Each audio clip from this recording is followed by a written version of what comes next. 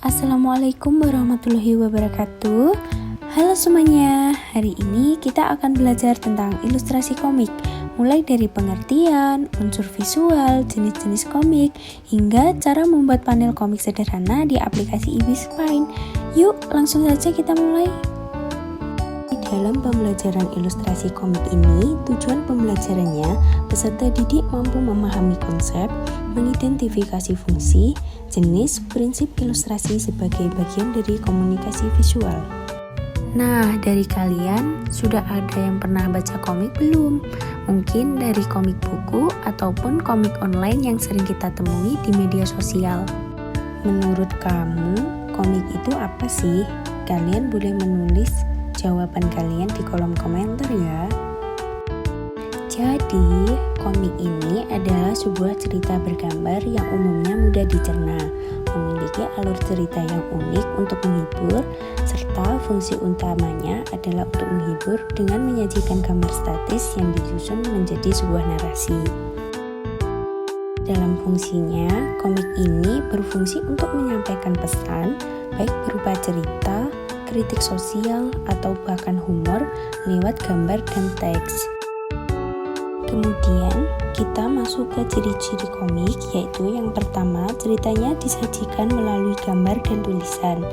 Yang kedua, memiliki alur cerita yang jelas mulai dari awal, tengah, hingga akhir. Yang ketiga, menggunakan balon kata untuk percakapan tokoh. Yang keempat, mengandung ekspresi tokoh yang kuat sehingga bisa menimbulkan emosi pembaca. Dan kelima, disusun dalam panel-panel berurutan yang menunjukkan jalannya cerita. Selanjutnya, kita akan masuk ke dalam unsur-unsur komik, yaitu yang pertama terdapat panel. Jadi panel ini merupakan suatu bidang yang memiliki jarak satu sama lain yang digunakan sebagai penempatan gambar maupun teks. Yang kedua ada gutter atau parit yang merupakan suatu jarak antar satu panel dengan panel lainnya. Yang ketiga terdapat balon kata. Jadi dalam balon kata ini biasanya digunakan dalam penempatan dialog ataupun penjelas dari suatu tempat. Yang keempat terdapat narasi, yaitu narasi merupakan keterangan yang dibuat untuk memperjelas suatu cerita untuk memahami isi yang terkandung di dalamnya. Dan kemudian yang kelima terdapat tokoh, yang dimana tokoh ini merupakan hal terpenting yang terdapat di dalam sebuah komik. Dan yang terakhir terdapat latar belakang atau background, yang dimana latar belakang ini sangat mempengaruhi tema apa yang kita ambil dan kita tampilkan dalam sebuah komik tersebut.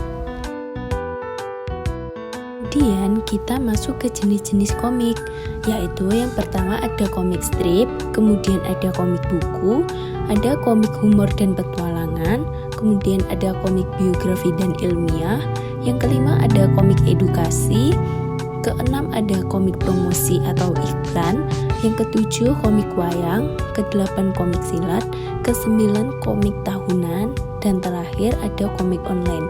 Kira-kira seperti apa ya jenis-jenis komik ini? Yuk langsung saja kita bahas. Nah, untuk yang pertama ini ada komik strip, yaitu jenis komik ini disebut juga dengan komik potongan karena hanya memuat beberapa panel saja, lebih tepatnya hanya 3-6 panel saja dibuat. Komik jenis ini hanya terdapat pada media online. Nah, seperti contoh yang ada di samping ini merupakan contoh komik dengan 4 panel yang terdapat di Instagram. Mungkin dari kalian sudah ada yang pernah lihat ya. Yang kedua ada komik buku. Jadi komik buku ini terdapat banyak panel pada komik ini karena penceritaannya yang lebih kompleks, sehingga butuh banyak panel untuk menggambarkan ceritanya. Jadi komik buku ini bisa saja dibuat dalam beberapa series. Seperti itu ya, contohnya bisa dilihat seperti gambar yang di samping ini. Ketiga ada komik humor dan petualangan. Ya, komik humor dan petualangan banyak diminati oleh anak-anak. Oleh karena itu, komik jenis ini menawarkan kelucuan bagi anak-anak. Sedangkan untuk komik petualangan seringkali menceritakan pertarungan antara protagonis dan antagonis.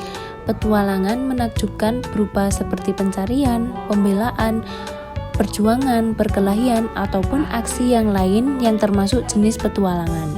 Yang keempat, ada komik biografi dan ilmiah. Jadi, untuk komik biografi ini biasanya menceritakan seorang tokoh legendaris yang semasa hidupnya memiliki keteladanan hidup. Kemudian, kisah kehidupan tokoh yang ditampilkan melalui gambar berkisah. Jadi, untuk komik ilmiah ini biasanya berisikan tentang penelitian ilmiah.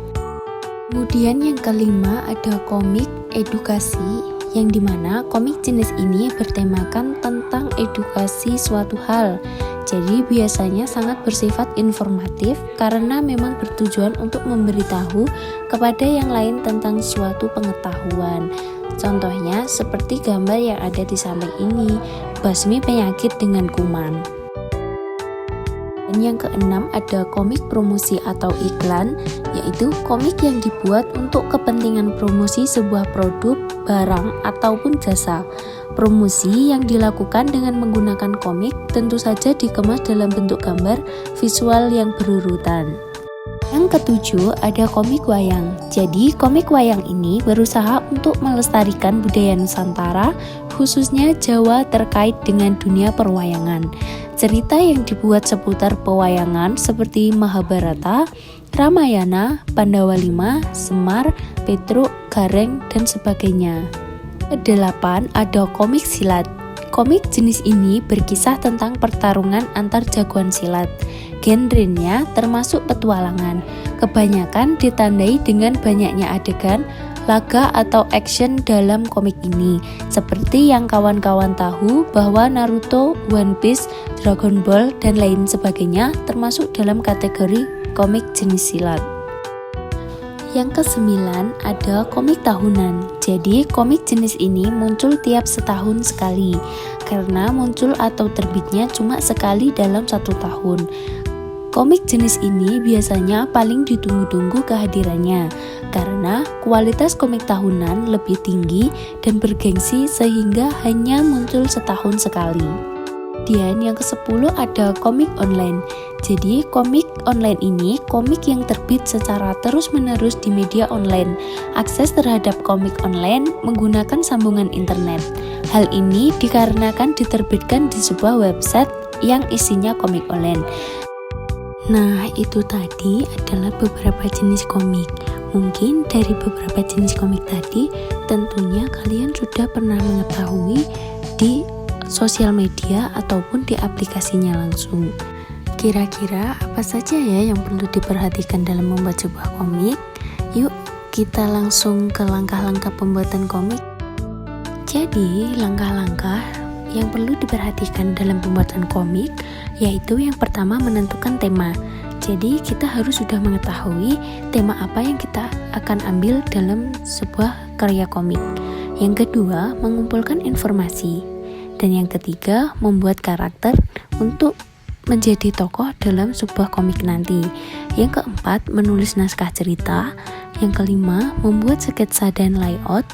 Yang keenam, menggambar dan memberikan warna. Yang ketujuh, menambah teks dan balon dialog. Yang kedelapan, membuat sampul. Dan yang kesembilan, menyusun halaman. Tentunya sebelum kita membuat desain pada aplikasi digital, kita harus mendownload aplikasi itu di Play Store ataupun di App Store ya.